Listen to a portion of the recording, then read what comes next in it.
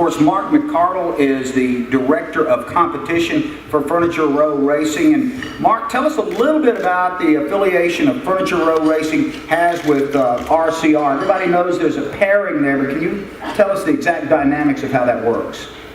Yeah, absolutely. First off, I apologize, my voice is a little bit off today, but fighting a little bit of a cold. But our relationship with RCR couldn't possibly be closer. Every aspect of their activities technically is communicated to us real time. That includes at the racetrack, during sessions, as well as regular exchange of information from one engineering department to the other. They essentially operate as an open book for us.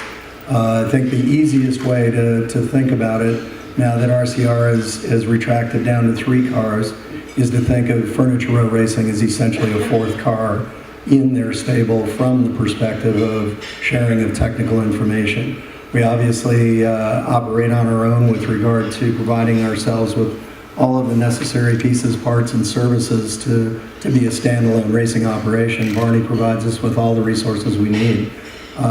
Many folks don't realize we have a 7-post rig, we have a chassis dyno at our facilities in Denver.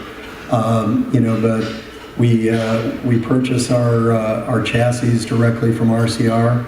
We get our engines from ECR. All the suspension and steering components on the car are RCR produced components. And then we build the bodies, do all the finish fabrication and maintenance on the cars, as well as contributing to a combined developmental effort in the area specifically of aerodynamics and center of gravity migration. And I think it's worked out well for both organizations. Talk about your thoughts about the progression of this team. You guys made it to victory lane last year with the win at Darlington, competitive in several other races. Where does this take you to in 2012? Well, I think for us, 2012 is about putting ourselves in solid contention for a chase position. Be that a wild card or one of the earned 10. But, our expectations of ourselves have to be that we're going to be in that discussion, that we're going to be in that mix. So, top 20 in points is something that we've got to hold ourselves accountable to.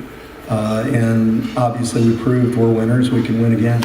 And so putting ourselves, along that path and continuing to put one foot in front of the other, improving ourselves as a race team each day is what it's about.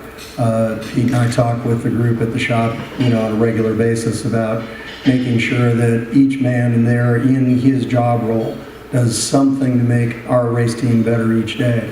And if every one of our 60 employees does that, we're a better race team tomorrow than we were today. And so it's by that method that we want to keep going forward. But we feel like, from the perspective of the performance of the equipment, we're achieving a level that shows we can have the speed. Now we need the consistency.